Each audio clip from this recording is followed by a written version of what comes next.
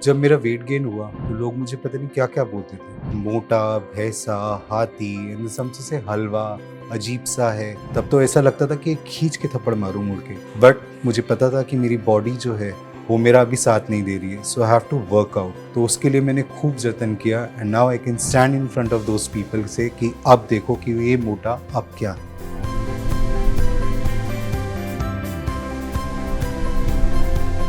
Hi, I'm Mohit Kumar. I was 125 kg 2 years back. Now I'm 92 kgs, a 43-year-old male, and this is my fitness journey. जब मैंने media house join किया तो मेरा lifestyle थोड़ा सा havoc हो गया था। बेसिकली लेट नाइट स्ट्रेचेस होते थे जिसके अंदर, और मेरा खाने का कोई शेड्यूल नहीं था। तो विद इन 2 इयर्स, और उस दौरान फिर कोविड भी आ गया 2020 में, तो ओवरऑल एक्सरसाइजिंग ज़ीरो हो गई। और उससे पहले मैं बहुत ही फिट लाइफस्टाइल जीता था जिसमें मेरा वेट अराउंड 85 केजीज था। तो all of a sudden with in 2 years, with बाहर का खाना खाना, जंक खाना, मीठा खाना, और आपका स्लीपिंग पैटर्न नहीं है, ये सब चीज़ों ने कंट्रीब्यूट करके मेरा 25 से 30 किलो वेट गेन करा दिया इस प्रोसेस में। जब मेरा वेट 125 केजी पहुंच गया तो एक दिन मेरे को ऑफिस में रियलाइज़ हुआ कि मेरे को बहुत ज़्यादा ब्लर विजन्स हो रहे हैं, धुंधला दिखाई दे रहा है, और एंजाइटी लेवल मेरे बहुत ज़्यादा बढ़ गए हैं। और उसके अलावा मुझे फ्रीक्वेंट यूरिनेशन के लिए जाना पड़ रहा था ऑफिस में।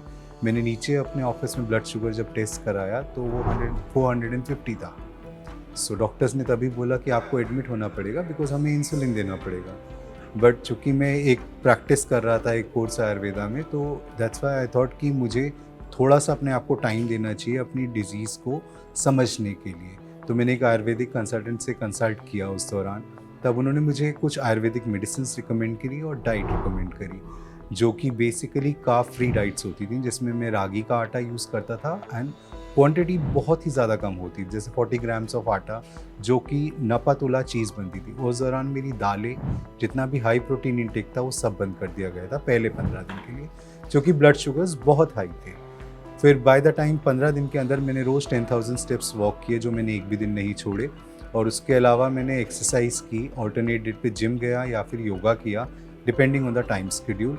15 डेज़ के अंदर मेरे ब्लड शुगर लेवल्स जो थे वो खाली पेट जो 180 आ गए थे, जो कि 350 से ऊपर आते थे ब्लड शुगर्स। और उसके बाद जो खाने के बाद जो 2 घंटे बाद हम टेस्ट करते हैं वो 220 की रेंज में आ गया था। लेकिन इस प्रोसेस को यहीं हम एंड नहीं कर सकते थे बिकॉज मुझे रिवर्स करना था अपनी डिजीज़ को। सो मैंने इस पूरी प्रैक्टिस को 3 मंथ्स फॉलो किया रिलीजियसली।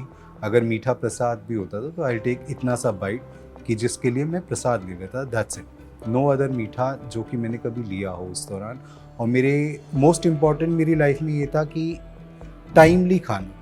अगर लंच 1 बजे है तो 4 बजे I take coconut water, that's it. No chai coffee. If I feel to be like chai या कॉफ़ी लेना है तो बिना शुगर के चाय coffee I take half cup. और फिर 7 बजे मेरा डिनर होता था, जिसमें पहले महीने तो मैंने सिर्फ सूप ही सूप लिया था जो मैं पीता था, या फिर सॉटे वेजिटेबल्स, लाइक वेजिटेबल्स को स्टीम करके हल्का सा सौते कर लिया किसी में।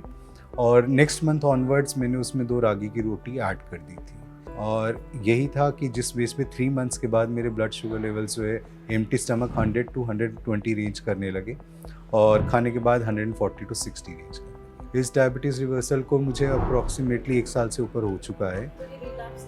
नहीं, रिलैप्स नहीं, क्योंकि मैं मेंटेन रखता हूँ। अगर आप ध्यान नहीं रखते हैं तो ये रिलैप्स हो सकती है, इसमें कोई बड़ी बात नहीं है। Because end of the day ये आपका मेटाबॉलिक डिसऑर्डर है। जितना आपका मेटाबॉलिज्म स्पीड करेगा, जितना अच्छा होगा, जितनी अच्छी आप एक्सरसाइज करेंगे, जितना आप टाइम स्पेंड करेंगे अपनी बॉडी के ऊपर, उतना ही आपको अच्छा रिजल्ट मिलेगा। I get up at 4:30 in the morning. I'm a spiritual person, so I get up at 4:30 in the morning. I'll do my puja and normal course, and by 5:30 I finish and I'll go for my morning walk. Depending क्या है, अगर जैसे मैं बहुत थका हुआ हूँ तो मैं जॉगिंग नहीं करूँगा, मैं वॉक कर लूँगा, प्लेन वॉक टू रिलैक्स। उसके बाद मैं इधर आई टेक माई योगा और जिम, डिपेंडिंग मेरे एनर्जी लेवल्स कैसे हैं। बिकॉज मेरा जो टाइम शेड्यूल है ऑफिस में वो रात के 9 या 10 बजे तक होता है। उसके बाद I able to sleep by 12 और 12:30, नॉट मोर देन दैट। तो 4.5 घंटे स्लीप में मुझे सब कुछ मैनेज करना पड़ता है। जब मैं ओबीस था उस टाइम पे मैं 2 या 4 स्टेयर्स चलते ही मेरा सांस फूलने लगता था, बिकॉज मेरे हार्ट को ज़्यादा काम करना पड़ता था। I am carrying 30-40 kg extra weight of mind. अब जो है like I can run swiftly, मैं अपने जिम में एक्सरसाइज आराम से कर लेता हूँ। अब कोई पेन नहीं होता अननेसेसरीली। अगर मैं एक्स्ट्रा वर्कआउट करता हूँ, यस, तब तो पेन ऑब्वियसली होता ही होता है।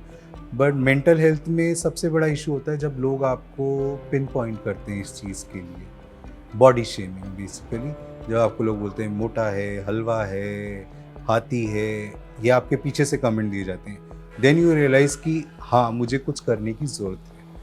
बिकॉज आप कभी भी विक्टिम नहीं बनना चाहते किसी का कि आपको कोई भी कुछ भी कह के चला जाए। आपको अंदर से आता है कि नहीं यार, मुझे कुछ ना कुछ तो करना है अपनी बॉडी के साथ कि मैं किसी के आगे नीचा ना दिख पाऊँ या कोई मेरा मजाक ना उड़ा पाए, क्योंकि लाइफ इट्स वेरी प्रेशियस, आपको मिली है। मेरे 2 बेटे हैं तो मैं चाहता हूँ कि मैं उनके साथ खेलूँ, कूदूँ और उनके साथ टाइम स्पेंड करूँ। सिंपल 3 चीज़ें जो अगर हर कोई फॉलो कर ले तो ये मैं गारंटी देता हूँ कि वो वेट लूज़ कर लेगा। पहला चीज़ है, आप सुबह जल्दी उठिए, अपना एक शेड्यूल बनाइए। बिना डिसिप्लिन शेड्यूल के आप कुछ नहीं कर सकते जीवन में। अगर आपको जिम जाना है तो आप जिम जाइए, योगा करना है तो योगा कीजिए, कोई एक फॉर्म ऑफ एक्सरसाइज वो आप अपनी लाइफ में ले आइए डेली। सेकेंड थिंग है कि जितने भी वाइट हैं उनसे दूर रहिए। मैदा, चीनी, चावल, सफ़ेद चावल जो डायबिटीज़ में बहुत ज़्यादा कंट्रीब्यूट करते हैं, उन सब से आप दूर रहिए। और जितने भी बेकरी प्रोडक्ट्स हैं या पैकेट हैं, पैकेट खुला तो पेट खुला। थर्ड थिंग है अर्ली डिनर्स, जिसको मैं हमेशा वाउच करता हूँ कि अगर आप टाइमली डिनर करते हैं maximum bye 8 o'clock, early 6 o'clock, before sunset, अगर आप ये 3 रूल फॉलो करते हैं तो I guarantee you with in 3 months you will lose weight, you will reverse your disease.